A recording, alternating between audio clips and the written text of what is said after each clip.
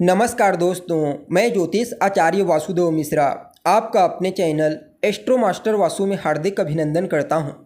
दोस्तों, आज का यह ज्योतिष का कार्यक्रम आप लोगों के लिए यानी कि मकर राशि वालों के लिए बड़ा ही खास और महत्वपूर्ण कार्यक्रम साबित होने वाला है। आज हम चर्चा करेंगे देवगुरु बृहस्पति के वक्री गोचर प्रभाव के बारे में।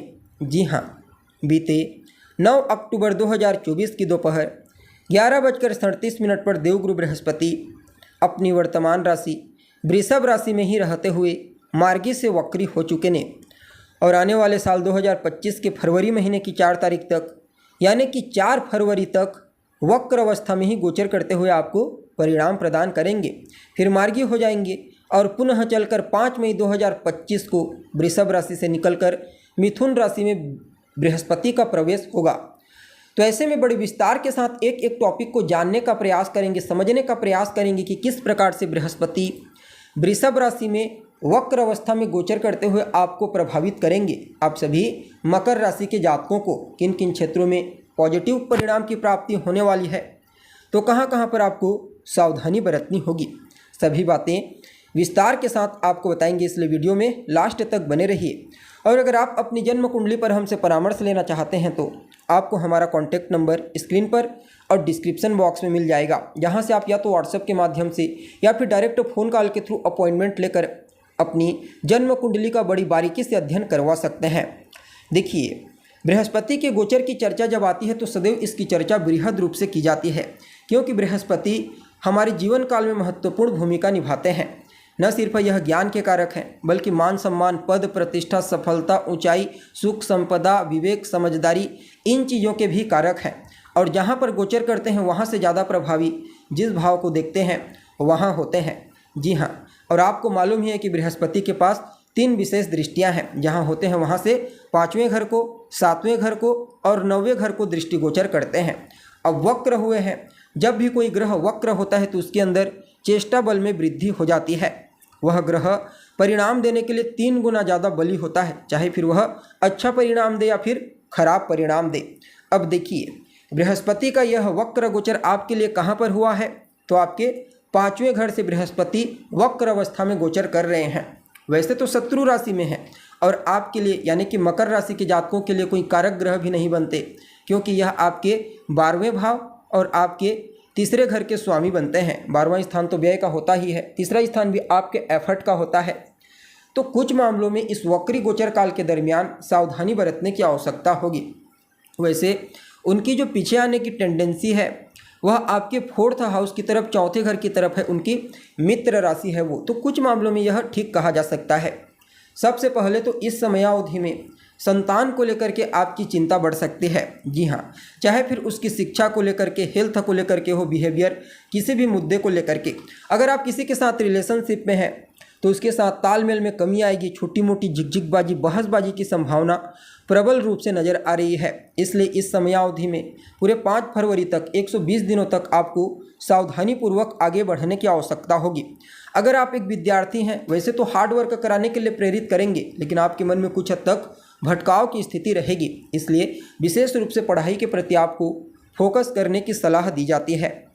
अब देखिए, बृहस्पति आपके खर्चों में भी वृद्धि करेंगे। फिजूल की खर्चे आपकी जीवन काल में बढ़ जाएगी। यहाँ पर बृहस्पति आपके 3rd हाउस के भी ओनर बनते हैं, तो एफर्ट बहुत ज़्यादा लगाना पड़ेगा। चाहे फिर आप एक विद्यार्थी हैं, वर्कर हैं या फिर एक व्यापारी हैं, जितना ज़्यादा आप ताबड़तोड़ मेहनत करेंगे, हार्ड वर्क करेंगे, बृहस्पति आपके लिए पॉजिटिव होते चले जाएंगे।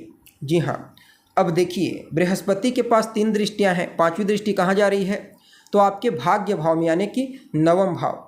7वीं दृष्टि कहाँ जा रही है, तो आपके 11वें भाव में। और 9वीं दृष्टि आपकी राशि यानी कि आपके पर्सनैलिटी के ऊपर जा रही है। वैसे तो निज दृष्टि है और अभी आपको शनि की 7.5 का भी प्रभाव है आपकी राशि के स्वामी, जो अभी आपके 2nd हाउस से ट्रांजिट कर रहे हैं। अब देखिए, बृहस्पति अपनी 5वीं दृष्टि से आपके भाग्य को मजबूती प्रदान करेंगे। भले कारक ग्रह नहीं होते, लेकिन स्वयं भाग्य के अति विशिष्ट कारक हैं। इसलिए वक्री होने के चलते भाग्य का साथ आपको मिलेगा, और जब भाग्य का साथ मिलने लगेगा तो कहीं कोई दो मत वाली बात नहीं। आपके जितने भी पेंडिंग पड़े हुए कार्य हैं, रुके हुए कार्य हैं, उन सभी कार्यों को पूरा करने में अहम भूमिका निभाएंगे। यह वक्री चाल पूजा पाठ, धार्मिक अनुष्ठान, स्पिरिचुअलिटी के क्षेत्र में आपकी रुचि को बढ़ाने का प्रयास करेगा। आप यात्रा पर जा सकते हैं, यात्रा आपके लिए प्रॉफिटेबल रहेगी, चाहे फिर आप धार्मिक यात्रा करना चाहते हैं या फिर व्यापारिक यात्रा करना चाहते हैं। यह गोचर आपको वरिष्ठ जनों का, चाहे फिर वो आपके पिता हो या फिर उनसे और कोई वरिष्ठ हो, उनका आशीर्वाद, स्नेह, सहयोग सब कुछ दिलाने वाला है और ईश्वरीय कृपा भी आपके ऊपर भरपूर मात्रा में बरकरार रहेगी। विवेक से, समझदारी से हर कार्य को अंजाम देने के लिए इस वक्री चाल के दरमियान आप जाने जाएंगे। विदेश जाने के लिए प्रयत्नशील हैं तो जा सकते हैं। खास करके व्यापारियों के लिए, विदेशी कंपनियों के साथ जुड़कर जो काम करना चाहते हैं उनके लिए तो किसी वरदान से कम नहीं होगा समय। इनकी 7वीं दृष्टि आपके 11वें भाव यानी कि आपके लाभ भाव पर जा रही है।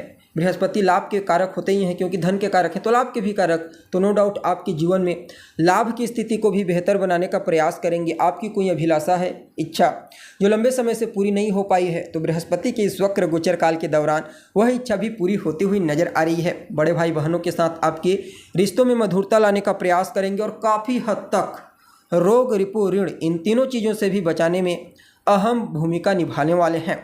आपकी जो शत्रु हैं, प्रतिद्वंदी, कॉम्पिटिटर, समझ लीजिए हर प्रकार से उनको पस्त कर देंगे। और इनकी 9वीं दृष्टि आपकी पर्सनैलिटी को कितना भव्य और बेहतर बनाएगी, कहना ही नहीं। देखिए, जितनी चीज़ें मैं आपको बता रहा हूँ, वास्तव में ये सभी चीज़ें आपके जीवन काल में भले कम रूप में देखने को मिले, क्योंकि देखिए अभी आपको स्वयं किस ग्रह की दशा चल रही है, अंतर्दशा चल रही है, ये हमें मालूम नहीं है।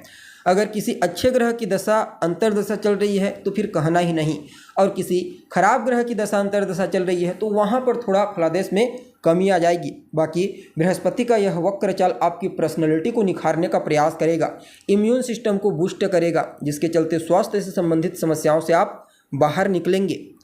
आपके लिए बृहस्पति 12वें स्थान और तीसरे स्थान के मालिक बनते हैं, तो ये दोनों स्थान आपके लिए कुछ ऐसे हैं जहाँ पर अगर नियंत्रण नहीं है तो फिर नुकसान होता है।